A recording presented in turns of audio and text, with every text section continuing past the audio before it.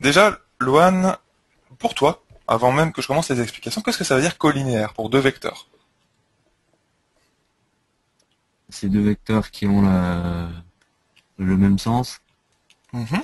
Euh, comment? Comment on peut les aligner? C'est-à-dire que Ouais. ils ont le Alors, bon, c'est coefficient intéressant. directeur.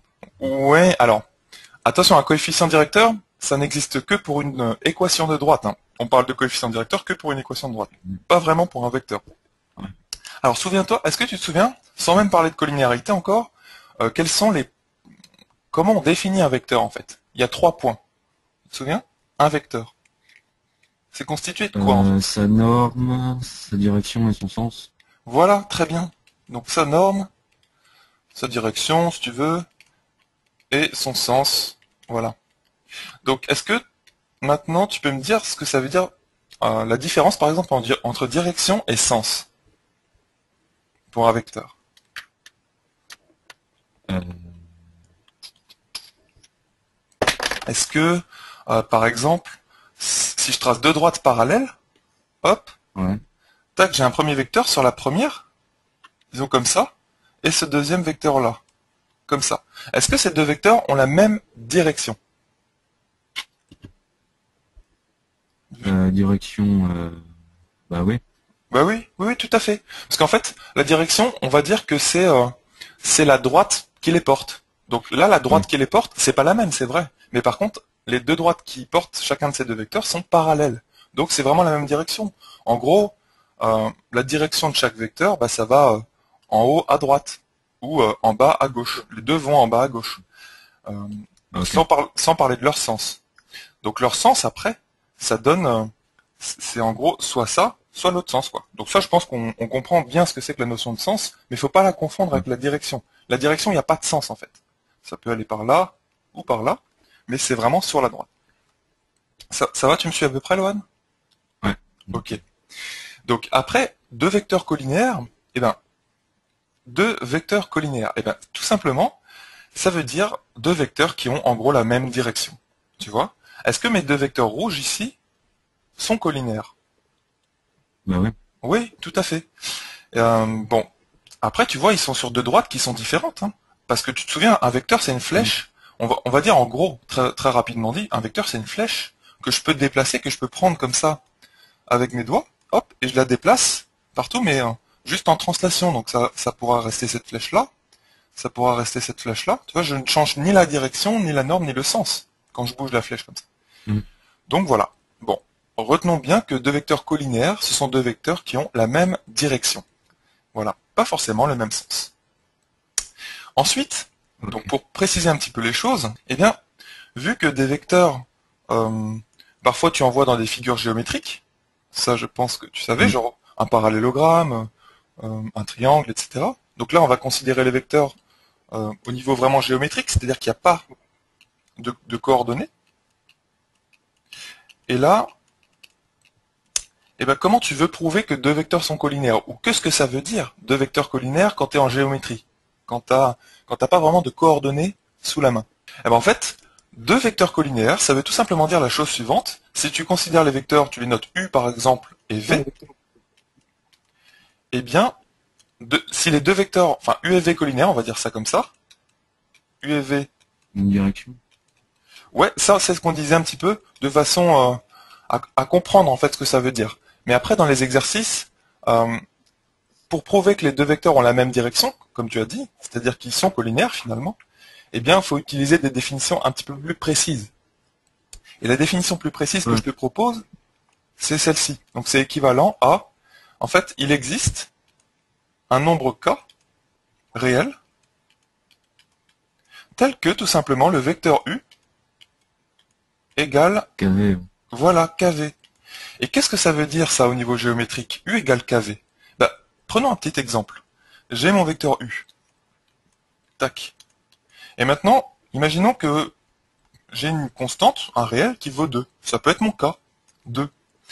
Bah, comment je vais tracer 2u comme vecteur? N'importe où sur la figure, ou même en partant de ce point, par exemple.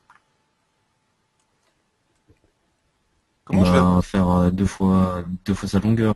Oui, 2 fois sa longueur, mais en gardant la direction et en gardant le sens, t'es d'accord? Ouais. Ouais. Donc là, Ça j'ai veut dire un qu'en nu. fait, il doit y avoir un rapport. Euh, tu m'as dit quoi? Il doit y avoir un rapport entre les deux. Oui, c'est ça l'idée. C'est ça l'idée. Mais alors, pour préciser les choses, tu sais que tu peux pas diviser deux vecteurs. Là, tu me parles de rapport. Un rapport, c'est une division. Et Ouais. en fait, ce qu'on peut diviser, par contre, ce sont des longueurs. Donc, effectivement, deux vecteurs collinaires, ça implique que leurs longueurs sont... enfin, la longueur de l'un est égale à k fois la longueur de l'autre. Donc, en gros, là, je reproduis Mm. encore un nu, donc mais sans aller trop vite. Donc là, on a encore un nu. Donc tout ça, le vecteur vert, au total, là, c'est 2 u. T'es d'accord avec ça? Ouais. Eh ben, imaginons que tu notes ce nouveau vecteur vert, là, 2 u, tu le notes v. Eh ben, là, tu as clairement v, ou on va dire, oui, on va dire v, qui est égal à combien de fois u? Bah, deux U. 2 u. Et clairement, on voit bien qu'ils sont collinaires, ces deux vecteurs, tu vois? Mm. Donc, voilà ce que ça représente. C'est ça que je voulais te dire, c'est que, géométriquement, qu'est-ce que ça représente, cette relation vectorielle, hein? C'est vraiment une relation vectorielle, parce qu'on a des vecteurs à gauche, des vecteurs à droite. Eh ben, ça représente ça. C'est-à-dire que tu as l'un des vecteurs qui vaut k fois l'autre. Tu vois? Ça pourrait très bien Ouais. être v est égal à 1 sur k, u, hein. Peu importe en fait. Peu importe la constante, on s'en fiche Mm. combien elle vaut. Ça pourrait être, on pourrait le noter k', ça. Tu vois, tu pars d'un vecteur et tu montres qu'il vaut par exemple 3 fois l'autre. Et là, tu as vraiment démontré que les deux vecteurs sont collinaires. Et il faut pas le dire seulement au niveau des distances, hein. Il faut pas le prouver cette égalité seulement au niveau des distances. Tu vois, par exemple, imaginons dans un exercice que tu aies imaginons, donc hop, je vais effacer ce petit exemple. Tac. Donc, un triangle, très rapidement, donc ABC. Hop, et qu'est-ce que je peux faire? Tiens, bon, tout simplement, on s'en fiche du point C, mais par exemple, là, je mets le milieu, I. Hop. Eh bien, est-ce que AI et AB sont collinaires? Ouais. Ouais. Mais alors maintenant, comment tu me le prouverais? Bah, en utilisant ta relation vectorielle, étant Voilà. donné que le point I c'est le milieu de AB, on peut Oui. dire que si admettons AB, on l'appelle U, Mhm. On peut le garder AB, on n'est et pas obligé AI, de... on l'appelle V. Oui, on Ouais, pourrait. AB. AB, disons, on garde AB. On pourrait, on Allez. pourrait dire qu'AB égale 2AI Bon, ou bah voilà. 2IB. 2IB ou 2AI. Voilà. Bah voilà, t'as tout compris.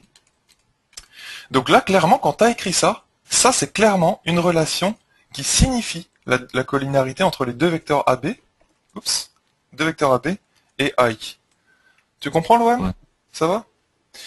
ouais, Bon, eh ben, déjà, si tu as compris que la collinarité, ça se traduisait avec cette relation, cette égalité en fait, d'accord? Si tu trouves une seule constante, un seul réel K, tel que U égale KV, bah ça y est, tu as prouvé que U et V sont collinaires. Voilà comment tu fais dans les exercices. D'accord? Donc ça, c'est plutôt géométrique, tu comprends? Enfin, bon, on est d'accord que de toute façon, les vecteurs, c'est toujours géométrique. Mais là, ce que je veux dire, en disant géométrique, c'est que c'est purement géométrique. On n'a pas vraiment de coordonnées ou de calcul, en fait. ouais. Je t'ai pas encore montré la formule pour démontrer que deux vecteurs sont collinaires, la formule utilisant le calcul. Là, c'est vraiment une formule vectorielle, quoi. Donc là, on va passer Ouais. au calcul. Et tu vas voir que la formule que je vais te donner au niveau du calcul, c'est exactement, elle provient, en fait, de cette relation que j'ai encadrée ici en noir.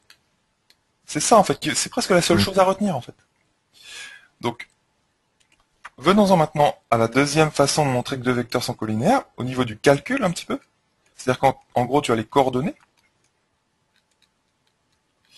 Eh bien, qu'est-ce que ça veut dire une relation vectorielle comme ceci? Imaginons maintenant que tu aies U qui soit de coordonnées, je sais pas moi, U1, donc son abscisse, on va se dire, et U2, son ordonnée.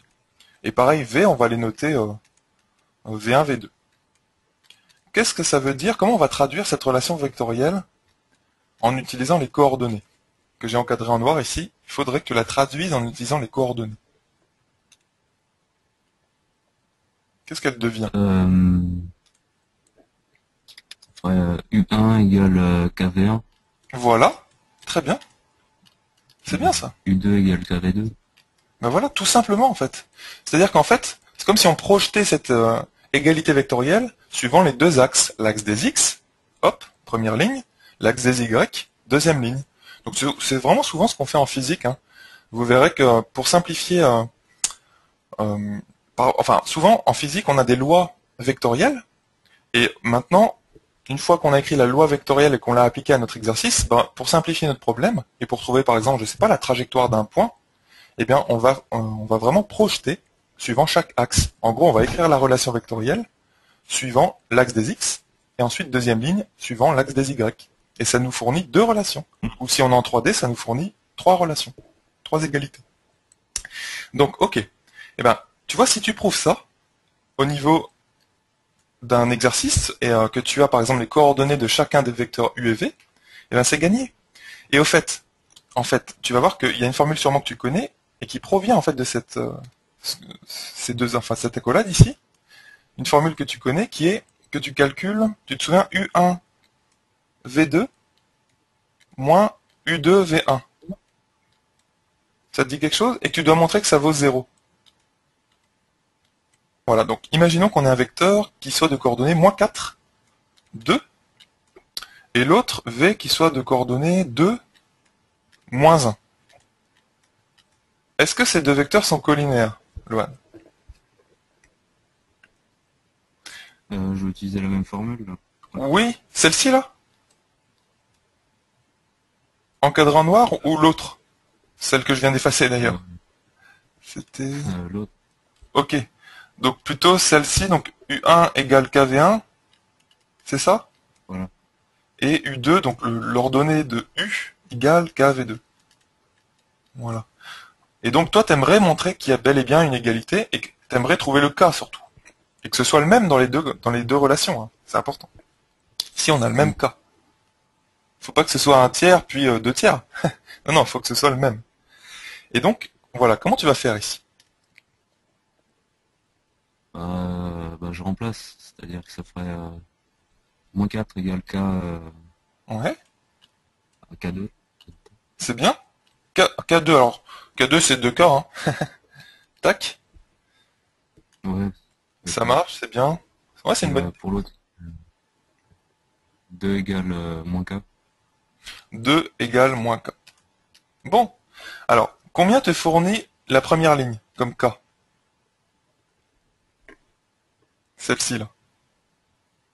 Ça ferait K égale moins 2. Voilà, super.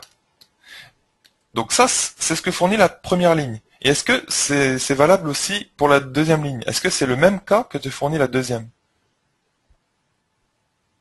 Ouais. Ouais. Parce qu'il suffit de multiplier par moins 1 à gauche et à droite. Donc ça enlève le moins ici. Moins, donc moins 2. Donc là, ça marche. Tu vois? Donc là, quel vecteur égale combien fois l'autre?